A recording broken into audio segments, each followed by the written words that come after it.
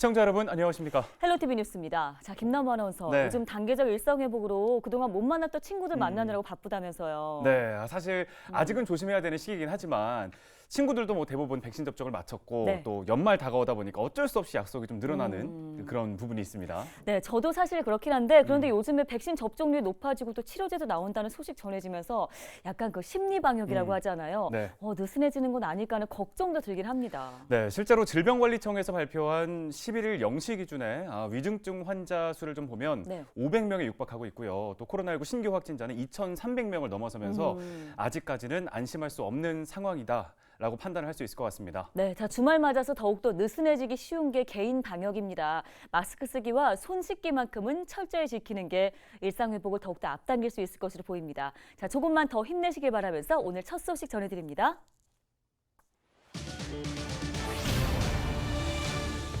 강원도가 신청사 건립 착공 시점을 2027년으로 확정하고 공론화 절차 등 후속 조치에 들어갔습니다. 도는 봉의동 도청사와 춘천 캠프페이지 부지를 놓고 검토한 뒤 최종 후보지를 결정할 방침입니다.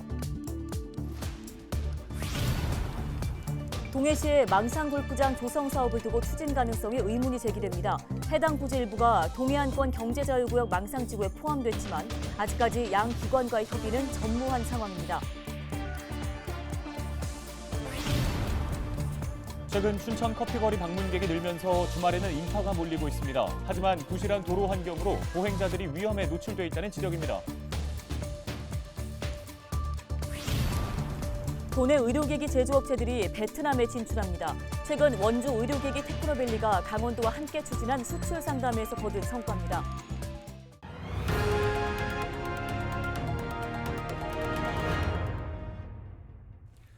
얼마 전 동해시가 망상 지역에 골프장을 짓겠다고 밝혔는데요. 그런데 일각에서는 사업 추진이 가능한지에 대한 의문을 제기하고 있습니다. 네, 해당 골프장 부지 일부가 동해안권 경제자유구역 망상지구에 포함됐지만 해당 관청과의 협의도 없었고 또 환경부의 심의를 통과할 수 있을지도 미지수입니다. 박건상 기자입니다.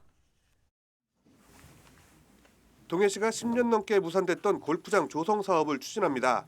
민간 자본 4천억 원을 투입해 망상동 산 97번지 일대에 조성될 계획입니다. 27홀 규모의 골프장과 호텔, 리조트 등 550실이 조성됩니다. 동해시는 이번 골프장 사업에 자신감을 보이고 있습니다. 사실은 10년 전에 현진 애법일에서 아파트 허가를 받아가지고 있던 지역이 있습니다. 그렇기 때문에 허가를 받는 데에는 또 산불이 났던 지역이고 이래서 허가를 받는 데는 크게 문제가 없지 않나 이렇게 생각을 합니다. 문제는 사업 추진이 가능하냐는 겁니다. 최근 10년 동안 강원도 내에서 골프장 건설 허가를 받은 경우가 없었기 때문입니다. 하지만 동해시는 산불 발생 지역이기 때문에 정부의 사업 허가를 받는 데는 어려움이 없을 것이라는 주장입니다. 문제는 또 있습니다. 동해시가 추진하고 있는 골프장은 동해안권 경제자구역청이 추진하고 있는 망상지구 개발 사업 부지가 일부 포함된 것으로 전해졌습니다. 하지만 양 기관의 협의는 아직까지 전무한 상황입니다. 경제자유구역청 관계자는 동해시의 골프장 조성 계획을 시가 발표한 보도자료를 통해 알게 됐다고 밝혔습니다. 동해안권 경제자유구역청도 망상지구 개발을 통해 골프장을 조성하려 했지만 환경부의 반려로 사실상 포기한 상태.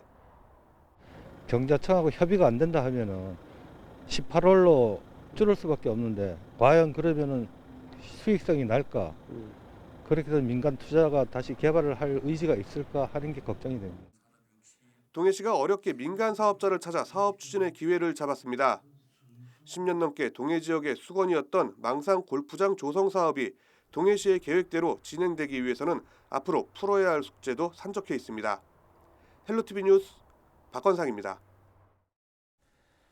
최근 춘천 커피거리가 유명세를 타면서 수도권을 비롯해 방문객들이 크게 늘고 있습니다. 주말이면 밀려드는 차량과 사람들의 행렬로 북새통을 이루고 있는데요. 네, 소양강변을 따라 조성된 한 커피거리에는 부실한 교통안전시설로 인해 보행자들의 안전이 위협받고 있다는 지적이 나옵니다. 어찌 된 일인지 이송미 기자가 취재했습니다. 길게 늘어선 차량과 인파로 북새통을 이룹니다. 한 행인이 도로를 건너기 위해 나서지만 빠른 속도로 지나는 차량에 놀라 멈춰섭니다. 횡단보도를 찾아 걸어가더니 갑자기 빠른 걸음으로 왕복 4차선 도로를 거슬러 무단 횡단을 합니다. 불법 좌회전을 하는 차량도 쉽게 찾아볼 수 있습니다.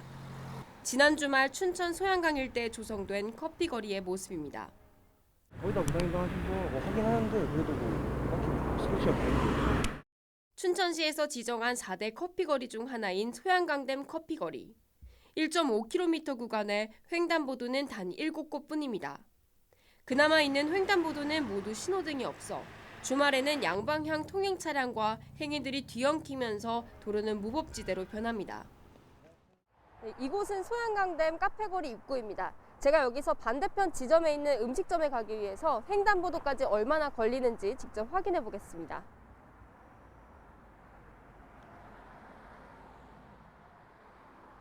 제가 지금 첫 번째 횡단보도에 도착했습니다. 시간은 4분 정도 걸렸습니다. 위험한 도로 상황에 인근 상인들도 불안하기 마찬가지입니다. 건널목이 없으니까 일부러 저 밑에까지 가서 이제 건너가고, 건널목이 있어도 사실 좀 무서워요. 여기 차가 워낙 쌩쌩 달리니까. 일하다가도 차가 갑자기 끽 하는 브레이크 잡는 소리, 그런 소리들이 자주 들리거든요. 언젠가 한번 사고가 나겠다라는. 일반 도로 횡단보도의 법적 설치 간격 기준은 200m인데 이용성과 공공성 등을 고려해 간격을 줄일 수 있습니다. 소양강댐 커피거리의 경우 커피거리 조성 전 도로 상황에 맞게 횡단보도를 설계했고 지금은 유동인구가 많아졌기 때문에 횡단보도의 추가 설치가 가능하다고 설명했습니다. 하지만 춘천시는 커피거리 지정에 앞서 이 같은 기본적인 안전시설조차 준비하지 않았다는 겁니다. 예전에 이게 도로 확장하면서 그래서 이제 공단하고 이제 경찰서 쪽에서 그런 걸 다 검토를 했던 걸로 알고 있거든요. 근데 만약에 이제 지금 그때 당시와는 좀 더 이제 카페 같은 게 많이 생기고 여건이 좀 변화가 된 거잖아요. 여건 좀 다시 확인해가지고 만약에 추가적으로 설치가 이제 필요하다 싶으면은 그런 경우 이제 경찰서 심의 통해가지고. 지난 6월부터 3개월간 춘천시가 조사한 고봉산 커피거리의 누적 방문객만 17만 명. 이것도 비슷한 규모의 커피거리로 10만 명이 넘는 방문객이 다녀간 것으로 추정되고 있습니다. 일각에서는 춘천시의 커피 마케팅에 앞서 방문객들의 안전과 편의시설 확충 등 준비가 더욱 시급하다는 지적입니다. 헬로티비 뉴스 이송미입니다. 강원도가 신청사 건립 착공 시점을 2027년으로 확정하고 공론화 절차 등 후속 조치에 들어갔습니다. 강원도는 봉의동 도청사와 춘천 캠프페이지 부지를 놓고 건립 비용과 접근성 등의 비교 검토 작업을 진행해 최종 건립 후보지를 결정한다는 방침입니다. 이어 지방채 발행 등을 통한 재원 등 3천억 원 규모의 건립 기금을 마련하기로 하고 내년에 50억 원의 기금을 편성했습니다. 도는 춘천 내 신축을 제1원칙으로 두고 도민 토론회와 여론조사 등을 통한 공론화 과정을 거칠 예정인데요. 여론조사의 경우 모든 도민과 춘천 시민 등 조사 표본을 두고 전문가 의견을 수렴하기로 했습니다. 요소수 품귀 현상으로 인한 혼란이 이어지고 있는 가운데 요소수 사이버 판매 사기 첫 구속 사례가 춘천에서 나왔습니다. 춘천경찰서는 12일 온라인 거래 사기를 수사하는 과정에서 A씨의 요소수 판매 사기 정황을 포착하고 구속했다고 밝혔습니다. A씨는 요소수 판매 글을 온라인 거래 사이트에 올린 뒤 돈만 받고 잠적한 혐의를 받고 있습니다. 확인된 피해자만 22명, 피해 금액은 약 870만 원입니다. 경찰은 요소수 관련 사기에 대한 책임 수사관서를 지정해 집중 수사한다는 방침입니다. 12일 오전 7시쯤 고성군 대진선적 어선이 대진항 앞 해상에서 그물을 올리던 중 밍크고래가 혼액돼 해경에 신고했습니다. 이번에 혼액된 밍크고래는 길이 5.8m, 둘레 3m로 무게는 2톤가량으로 확인됐습니다. 속초해양경찰서는 작상 등 불법 어구로 인한 강제 포획의 흔적이 없고 해양보호생물종에 해당되지 않아 어민에게 유통을 허가했습니다. 인양된 밍크고래는 6,200만 원에 위판됐습니다.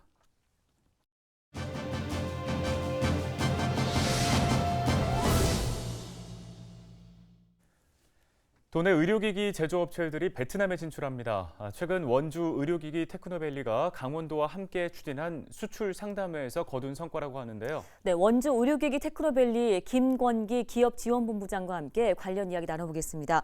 자, 본부장님 먼저 도내 의료기기 제조업체들이 베트남에 진출하게 됐다는 소식인데요. 이와 관련된 내용부터 들어보겠습니다. 네, 강원도와 우리재단에서는 2019년부터 도내 기업의 베트남 시장 진출을 위해 온오프라인 시장 개척 지원 사업을 추진하고 있습니다. 특히나 올해는 국내외 코로나 상황으로 인해서 온라인으로 전화하여 현지 홍보, 제품 시연쇼, 수출 상담회 등 다각적으로 베트남 시장 진출을 시도했습니다. 전기 수술기, 휴대용 엑스레이, 재활치료기, 수술용품 등을 제조하는 도내 8개사와 베트남 바이어 28개사가 참가한 이번 온라인 수출 상담회에서 약 126만 달러의 수출 계약 추진 성과를 이뤄냈습니다. 네, 이런 성과를 얻기 위해서 오랜 기간 공을 들이셨다고 들었습니다. 그간의 준비 과정에 대해서도 말씀 좀 해주시죠.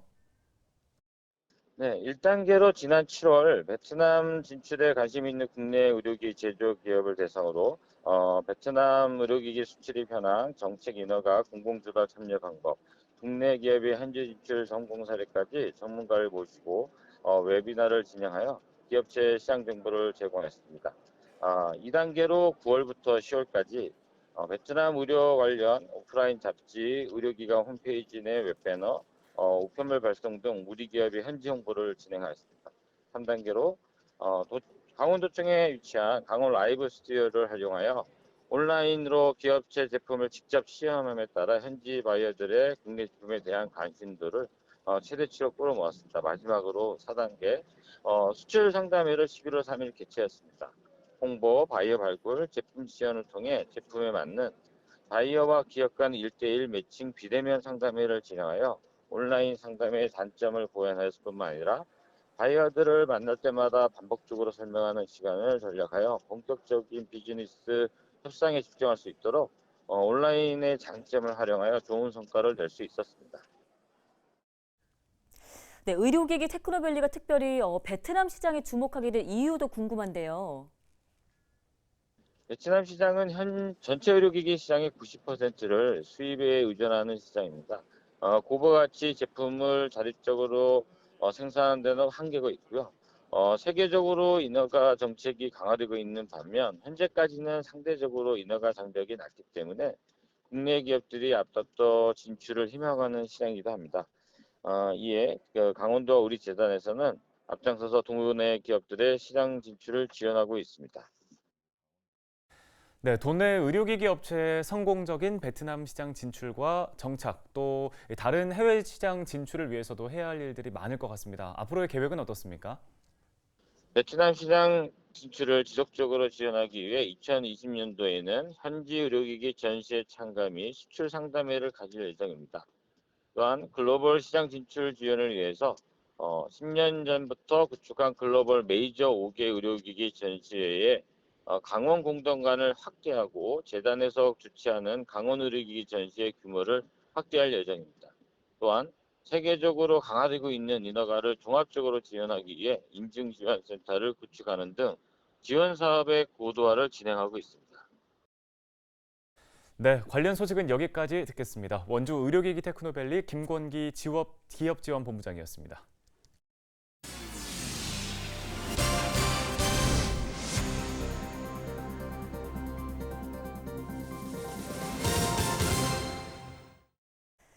춘천시가 마을버스 51개 노선 중 33개 노선에 대한 운행 시간을 조정합니다.